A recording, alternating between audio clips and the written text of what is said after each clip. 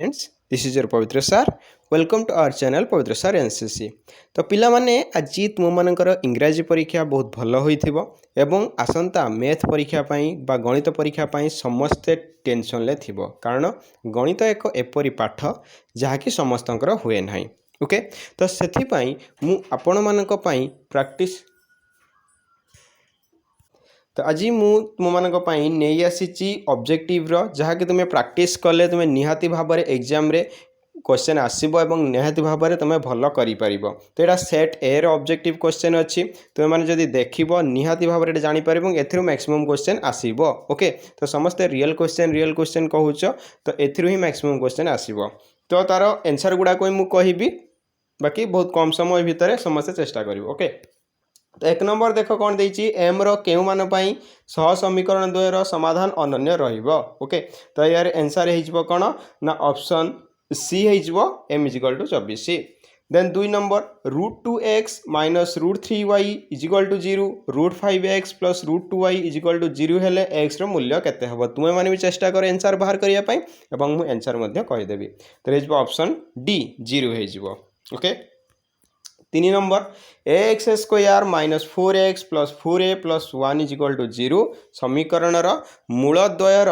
समष्टि मूलद्वयर गुणफल सामान हेले ए रो मान केते तो आंसर हो 3/4। ओके 4 नंबर देछि निम्नस्थ केउ समीकरण बीजद्वय वास्तव और असमान हेबे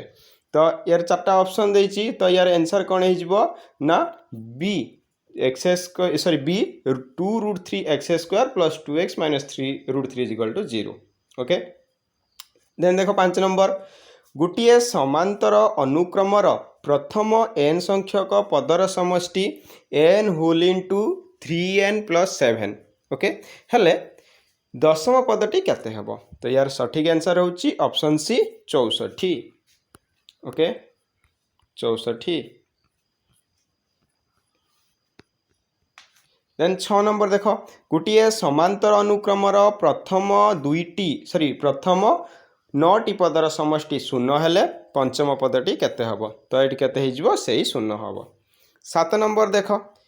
एक मुद्रा को 5 थर टॉस करागला टी तुलन एच अधिक थर मिलिबार संभाव्यता केते तो टी तुलन एच अधिक थर मिलिबार संभाव्यता केते ना तुम आंसर हो केते 1/32। ओके तो गोटे लुडु गुटी को एकाथरे गड़ेले गुटिकर एक जुग्म संख्या और अन्यटी 3 रो गुणितक आसबार संभाव्यता केते तो आंसर हो 1/6। ओके देन देखिबा हमें 9 नंबर क्वेश्चन। 9 नंबर क्वेश्चन अच्छी है मुझ तुम बीज गणित आज सारी। ओके तो बीज गणित जी रु प्रैक्टिस करदेवी बाकी आम नेक्स्ट आम देखा कौन तुम ज्यामिति पार्ट देखा। ओके तो बीज गणित जी अच्छी आम सार तो 6 रु आम जाइंट 8। ओके देन 9 10 11 ये सब ज्यामिति अच्छी आम बीज गणित ए देख 16 नंबर एम माध्यमान विशिष्ट एन संख्यक लब्धांक मध्यरु प्रत्येक को 4 गुण करदेले नूतन लब्धांक मानकर माध्यमान केते हो प्रत्येक को 4 गुण करदेबा तो केते हो 4m। ओके एम माध्यमान विशिष्ट एन संख्या तो जिते संख्या लब्धांक थाउ तुम माध्यमान जी से ही तुम मिसाଯିव कि गुणाजिव कि हराजिव कि फेड़ाजिव तो आंसर हो 4m। ओके प्रथम 8टी मौलिक संख्यार मध्यमा केते तो प्रथम 8टी मौलिक संख्यार मध्यमा केते हो तुम ऑप्शन बी 9। ओके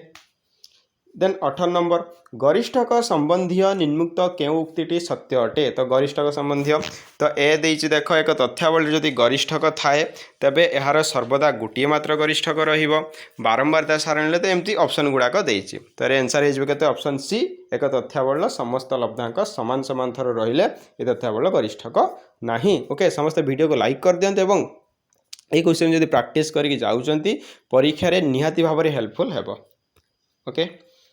नेक्स्ट देखा कौन सी तथ्यावलीर गरिष्ठक 35 माध्यमान 30 हेले मध्यमा केते तो गरिष्ठक 35 माध्यमान 30 हेले मध्यमा हो तुम 31.69 निजे आंसर काढ़ी देखिपर जे सार ठीक कहते भूल कहते 31.69। 20 नंबर दत्त तथ्यावलीर माध्यमान 4 हेले एक्स रो मूल्य केते हेबो लेख तो लब्धांक देख x plus 3 देइछि बारंबारता 3 x minus 7 देइछि बारंबारता 7 x minus 4 देइछि बारंबारता 11 तो रे आंसर केते हिजबो ना x रो मूल्य देइछि थोबले माध्य माने 4 हेले x रो मूल्य केते हिजबो ना x रो मूल्य ऑप्शन डी 8 हिजबो ओके 21 नंबर देखो सही भली x1 x2 x3 x4 x5 x6 लब्धांक गुड़िकर बाध्यमान m हेले समेसन i = 1 to एमती देइछि तमरा तो यार आंसर हिजबो option D 0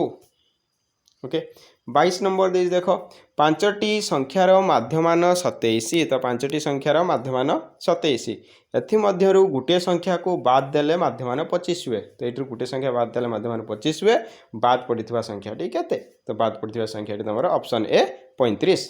okay then 23 number देइछि देखो गुटे सारणी तुमको देइछि लब्धांक 10 रु कम 20 रु कम 30 रु कम 40 रु कम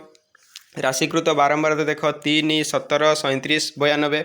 तो यार सठिक आंसर केते हिजबो ना ऑप्शन बी तमर हिजबो 20 ओके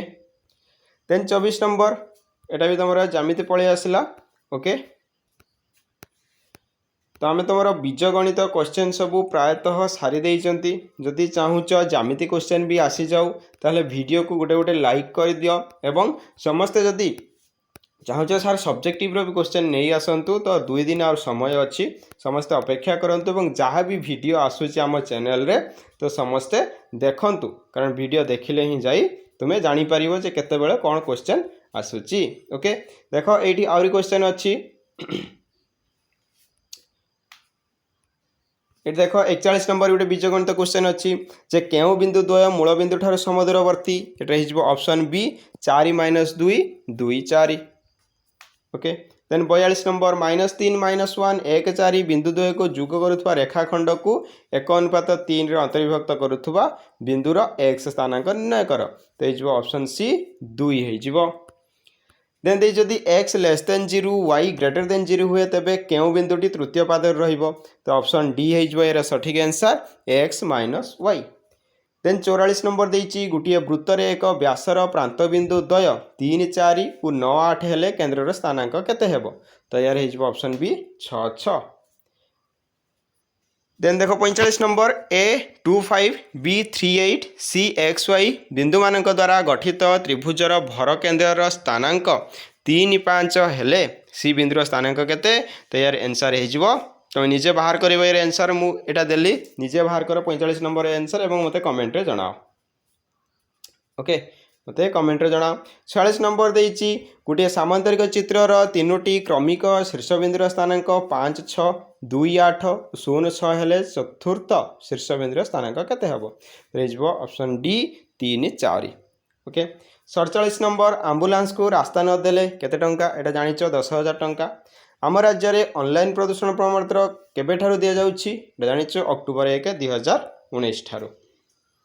देन 49 आम देश में मोटरयान आईन केबे ठारू कार्य करुछि तो मोटरयान आईन आम 1999 रु कार्य करुछि एवं गोटे वृत्त रे गला ओके तो आम सब बीजगणित क्वेश्चन सारी देले जदि चाहूच लॉन्ग क्वेश्चन रे सार सुपर सिलेक्शन दियंतु कहीं रियल क्वेश्चन कौन सी जेकोसी यूट्यूब चैनल जाई देखंतु रियल क्वेश्चन कोठी भी पाइबे नहीं किंतु सुपर सिलेक्शन पाइबे जोटा कि आपण पढ़ी देकी जिवे बस सेठी एग्जाम रे सही क्वेश्चन ही आसीथिबो बस सही टाइप रो क्वेश्चन बा सही क्वेश्चन भी डिटो कॉपी पेस्ट हो जाइथिबो ओके तो से जदि चाहूँगी देन वीडियो को लाइक करूँ सांग सहित शेयर कर दिंतु और एटा प्रैक्टिस कर दिंतु निहाती भाव में हेल्पफुल हम आम